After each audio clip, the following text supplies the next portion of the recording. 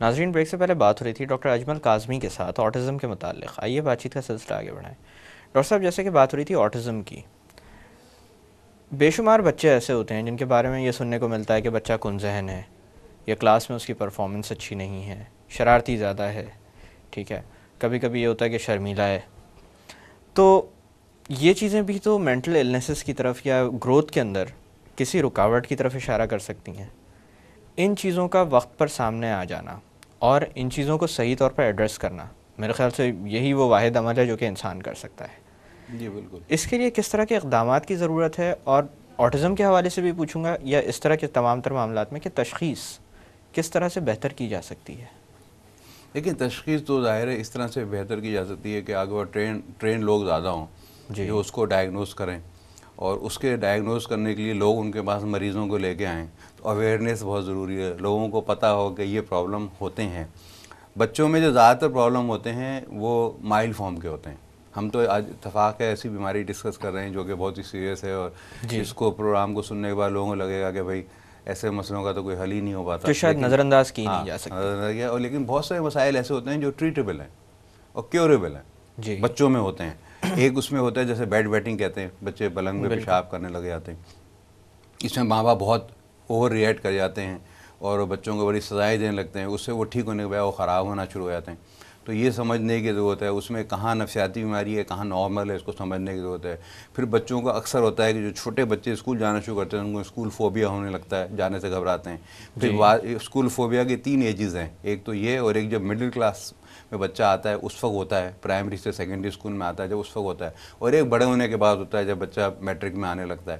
لڑکیوں کے اندر اگر یہ بڑے ہو کے ہو تو اس کو پیچھے بہت سمجھنے کی ضرورت ہے، کیونکہ اس کے لیے سائیکلوجیکل ریزن زیادہ ملتے ہیں، اس میں ڈپریشن بہت کامن ہے.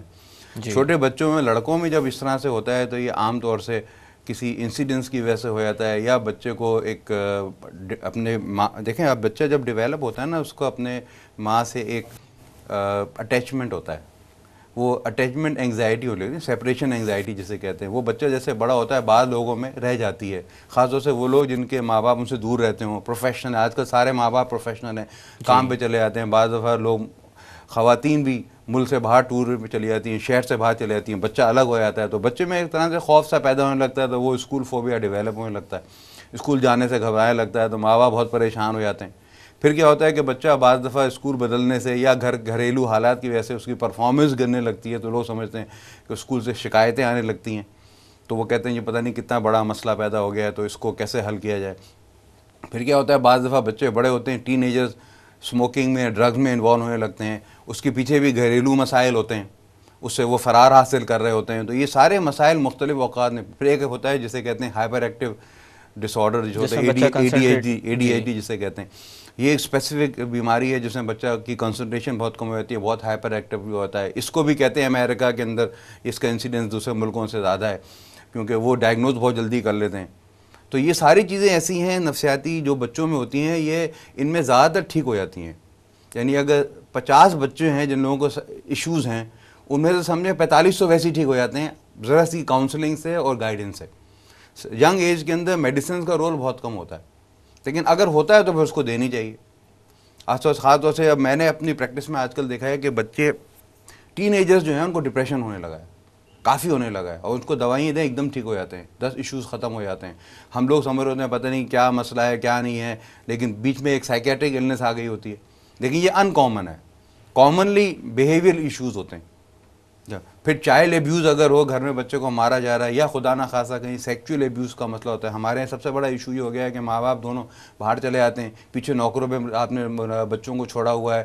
بعض دفعہ اور مسائل پیدا ہو جاتے ہیں تو اس میں بہت سے ایبیوز پیدا، کسی کو پتہ نہیں چلتا، بچے کے بیہیویئر سے پتہ چل رہا ہوتا ہے. تو سب سے اہم چیز یہ ہے کہ اگر کوئی مسئلہ آ رہا ہے تو اس کو ایویلویٹ کرنے کی ضرورت ہے، اور اوور ریئیکٹ کرنے کی ضرورت نہیں ہے. کوئی اچھے سائیکالوجسٹ کے پاس یا سائیکیٹرسٹ کے پاس جا کے اس کو ایویلویٹ کرائیں کہ بھئی مسئلہ کیا ہے.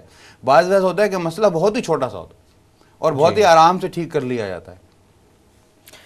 اچھا ڈاکٹر صاحب، آٹزم والے بچے جب بڑے ہوتے ہیں تو آپ نے جیسے بتایا پہلے بھی کہ عمر کے مختلف حصوں میں ان کے مسائل تبدیل ہوتے جاتے ہیں.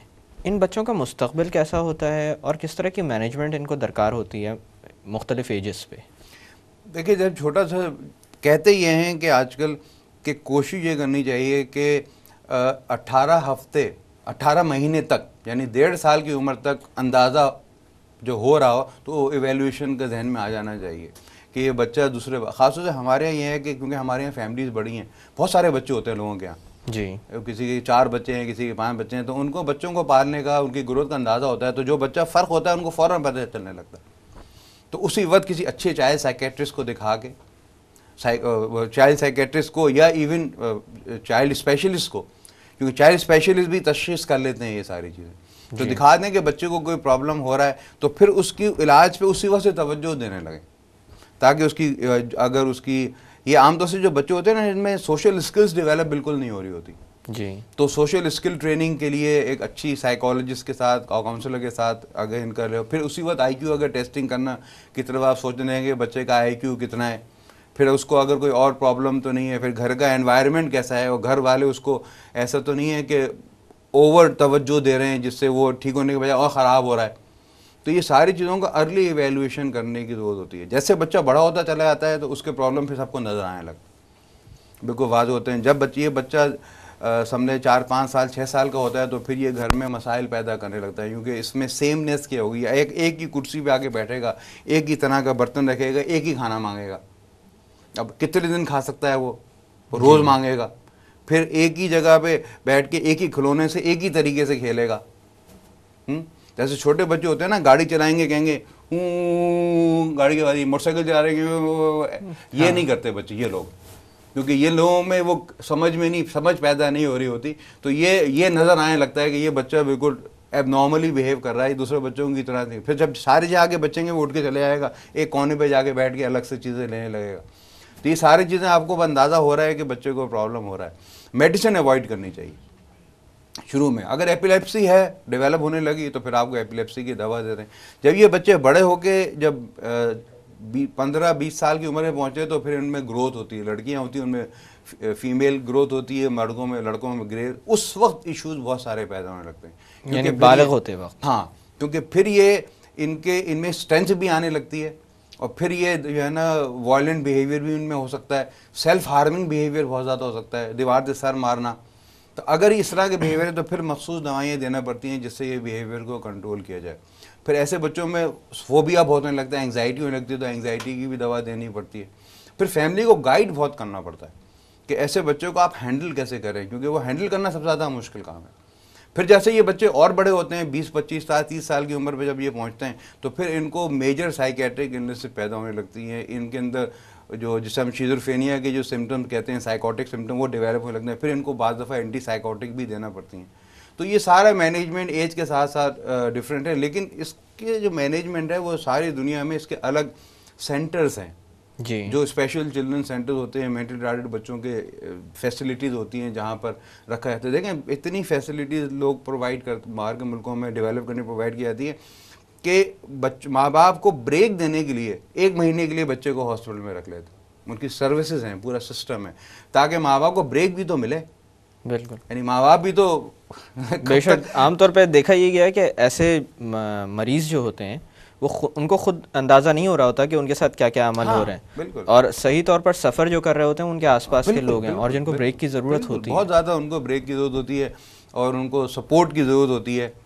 اور ہمارے یہاں ماشاءاللہ سے لوگ جو ہیں وہ بہت ساتھ دیتے ہیں اپنے رشتہ داروں کا، اور بہت دنیا میں کہیں بھی نہیں دیکھا ایسا کہ لوگ اپنی پوری زندگی وقف کر دیتے ہیں اپنی اولاد کے لیے. ایون بھائی بہن بھی اپنے رشتہ داروں، کیونکہ ماں باپ کے جب انتقال ہو جاتا ہے تو وہ بچے جب رہتا ہے کیونکہ وہ چل رہا ہوتا ہے تو وہ بہن بھائیوں پہ ذمہ داری آ جاتی ہے. تو بہن بھائی بھی ہمارے یہاں ماشاءاللہ سے بہت زیادہ خیال رکھتے ہیں. لیکن اس کا یہ ہے کہ ٹریٹمنٹ کراتے رہنا چاہیے اور اس کو میڈیسن دینی چاہیے جب ضرورت ہو. جب بیہیویئر تھیراپی کی ضرورت ہو اس کے بیہیویئر تھیراپی. اب اس کا ملٹی ڈسپلنری اپروچ ہے جس کے اندر کہ ہر پہلو پہ غور کرنے کو ضرورت پڑتی ہے. اس کے اسپیشلائز لوگ ہوتے ہیں، اسپیشلائز فیلڈ ہے. تو اس میں ہمارے ملک میں یہ لگیں کہ اب اللہ چلے انشاءاللہ کبھی ایسا وقت آئے کہ ہمارے ملک میں بھی چیزیں ڈیولپ ہوں، اور ایسے لوگوں کو کہ جو مریض ہیں، جو آپ اگر ہر 150 میں ایک ہے تو اگر ایک گھر میں 3-4 بچے ہوتے ہیں تو اگر آپ اندازہ لگا لیں کہ اس کا مطلب یہ ہے کہ ہر 70 فیملی میں ایک فیملی آئے گی جس میں یہ ہوگا. جی، تو پھر اس کے لحاظ سے تو بڑا پرابلم ہے، اس کو حل کرنے کے لیے کوشش کرنی چاہیے لوگوں کو. ڈاکٹر صاحب یہاں پہ تھوڑی دیر کے لیے باتوں کا سلسلہ روکتے ہیں. ناظرین وقت ہو ایک چھوٹی سی کمرشل بریک کا. بریک سے واپس آ کر آٹزم کے متعلق مزید بات کی جائے گی. Stay with us.